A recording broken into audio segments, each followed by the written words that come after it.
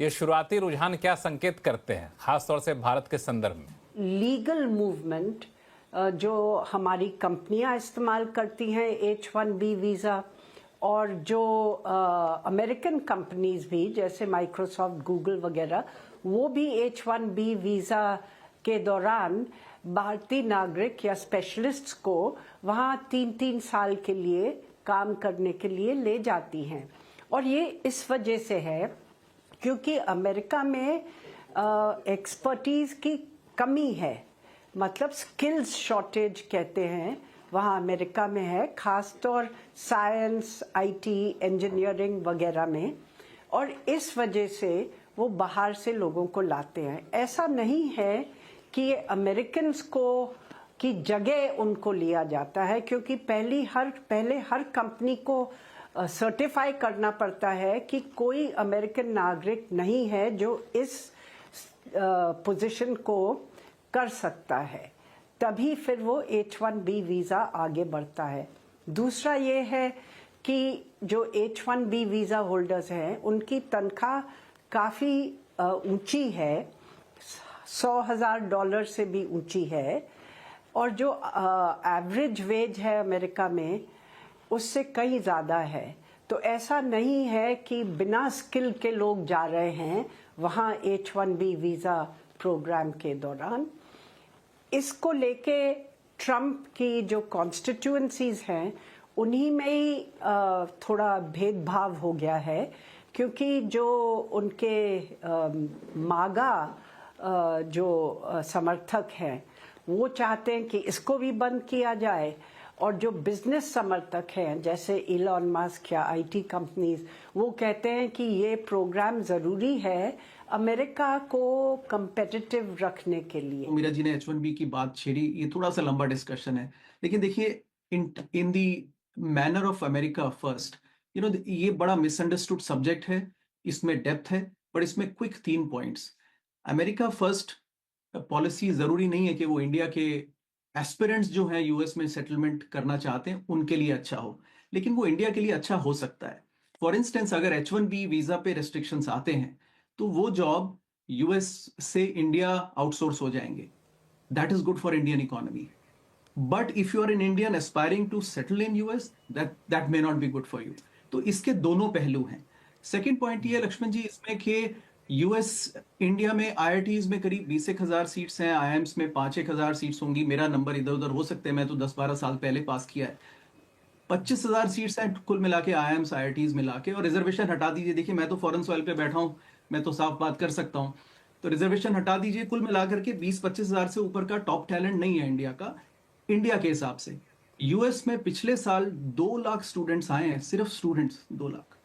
तो ये कहना कि ये टॉप टैलेंट आ रहा है इंडिया का, मैं तो इस बात को नहीं मानता, and I think it's open secret, nobody is willing to buy this, right. वो इंडिया में टॉप टैलेंट नहीं है, यहां तो टॉप टैलेंट दूर की बात है। तीसरा, H1B वीजा 85,000 वीजाज हैं, उसका 70% सिर्फ इंडिया कॉर्नर कर रहा है। अब इंडिया में टैलेंट है, मैं मान सकता हूं, लेकिन 70% वर्ल्ड का टैलेंट सिर्फ इंडिया कैप्चर करके बैठा है, ये बात भी थोड़ा मतलब तर्कसंगत नहीं है लक्ष्मण जी। तो that's why I am saying, in fact इस क्राउडिंग आउट ने इंडिया के टैलेंटेड स्टूडेंट्स का रास्ता ब्लॉक कर दिया है, जो ये मिसयूज हुआ है H1B का। तो I think overall it is good if you are a right talent, good talent in India, that is great. This is the great government for you. If you are an averager who is trying to just shortchange and settle into US, वो रास्ता मेरे ख्याल से अब बंद होने जा रहा है, तकरीबन बंद होने जा रहा है। मीरा शंकर मैम, इसमें 2 चीजें, एक तो जो इन्होंने कहा अनुराग सिंह जी ने H1B वीजा को लेकर के, उस पर आपका रिएक्शन, और दूसरा जो बर्थ राइट सिटीजनशिप की व्यवस्था है उसको खत्म करने का जो आदेश दिया है डोनाल्ड ट्रंप ने, ये इंडियन लोगों को खासतौर से बड़ा ये निराशाजनक है। क्योंकि मुझे एक अधिकारी बता रहे थे कि एक IAS ऑफिसर थे, वो तो अपने प्रेग्नेंट वाइफ को US भेज दिए ताकि वहाँ पे उनके बच्चे को सिटीजनशिप मिल जाएगा। तो ये कितना बड़ा निराशाजनक बात है भारतीय के लिए, बर्थ राइट सिटीजनशिप को खत्म करना। देखिए, जो ऐसे मिसयूज करना चाहते हैं US का बर्थ राइट प्रोविजन, उसको तो हमें भी नहीं समर्थन देना चाहिए। पर जो वहाँ लीगल ढंग से हैं US में, जैसे वीज़ा पे हैं या लीगल तौर से हैं यूएस में, उनके लिए बर्थ राइट नहीं, बर्थ राइट सिटीजनशिप नहीं हटाया जाएगा, ऐसे लगता है। और हमें भी मिसयूज का समर्थन नहीं करना चाहिए। जहाँ तक H1B का सवाल है, हाँ, अगर उस पर रोक लगती है तो भारत से ब्रेन ड्रेन कम होगी, यहाँ पे लोग रहेंगे। पर अभी ये हमारी कंपनीज जो हैं इसको इस्तेमाल करती हैं अपने कॉन्ट्रैक्ट्स को फुलफिल करने के लिए यूएस में, क्योंकि कई कंपनीज हैं यूएस में जो पूरा काम आउटसोर्स नहीं करना चाहती भारत में। वो चाहती हैं कि यहाँ भी हमारे जो साइट है उस पे भी कोई हो, और तो उनके लिए दिक्कत हो जाएगी। और वैसे भी आईटी सेक्टर जो हमारा है अभी काफ़ी चुनौतियां उनके सामने हैं, क्योंकि डिमांड भी कम रहा है दुनिया में, तो उनकी ग्रोथ रेट्स जो हैं वो भी धीमी पड़ गई थी इस साल। और इसके अलावा फिर अगर वो अमेरिकन्स को लेते हैं काम करने के लिए तो फिर तनख्वाह और ऊंची हो जाती है, तो उनका मुनाफा भी कम हो जाता है, तो उनके लिए चुनौतियां होंगी, ऐसा नहीं है। तो एक तरफ से ब्रेन ड्रेन कम होगा, एक तरफ से आईटी कंपनीज जो हमारी अर्थव्यवस्था की ड्राइवर हैं उनके लिए चुनौती हो सकती है, तो फिर अर्थव्यवस्था के लिए भी चुनौती हो सकती है। बिल्कुल, ये पर आईटी मुझे लगता है, हाँ, हेलो, हाँ प्लीज जी नहीं, एक बात कहूँ, मुझे लगता है कि ये प्रोग्राम बंद नहीं होगा, क्योंकि यूएस टेक कंपनीज जो हैं वो चाहेंगी कि ये चले। और ट्रम्प ने भी जो आखिरी बयान दिया है वो इसके हित में ही दिया है कि H1B तो अच्छा है, इसको चलना चाहिए। पर ये ज़रूर है कि जो कंडीशनैलिटीज़ हैं वो थोड़ी बढ़ाई जाएंगी, जैसे कि वीज़ा फ़ी बढ़ा देंगे, एनुअल फ़ी बढ़ा देंगे, एक्सटेंशंस मुश्किल से देंगे, थोड़ी सख्ती मुझे लगता है होगी इस प्रोग्राम में, पर बंद नहीं होगा। लेकिन बर्थ राइट सिटीजनशिप को तो हमें लगता है कि उसमें जो खास तौर से भारतीय या दूसरे लोगों को मिलता था उस पर तो ऑर्डर इन्होंने जारी भी कर दिया है।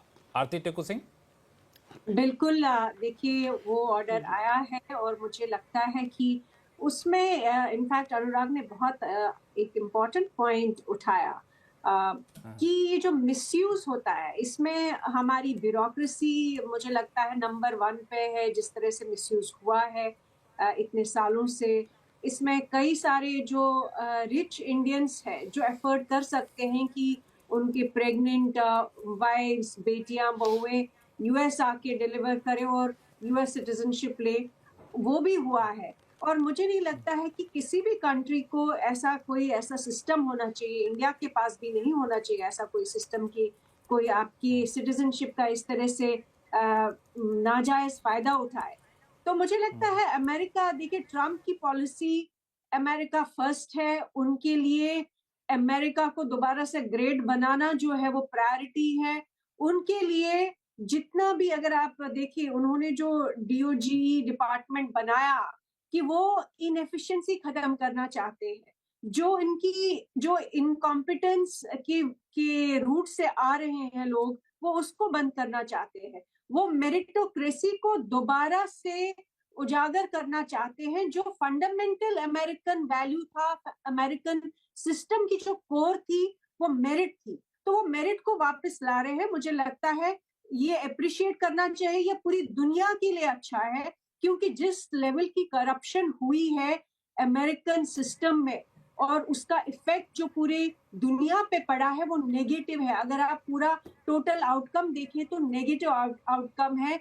मेरिट खत्म होने की एक तरह से आप मान लीजिए कि मेरिट इरोड हुआ है। इंडिया में भी हर जगह जो है ये ऑल्टरनेटिव सिस्टम्स जो बनाए गए, जिसकी वजह से जिसके पास पैसा और वो सिलेक्ट फ्यू है। मैं हमेशा कहती हूँ कि ग्लोबलिस्ट एलीट जो पिछले 30-35 साल में जो इमर्ज हुआ, जिस तरह से उन्होंने एक्सप्लॉयटेशन की है अमेरिकन सिस्टम की और बाकी कंट्रीज के सिस्टम को भी करोड़ किया है, इंक्लूडिंग इंडिया।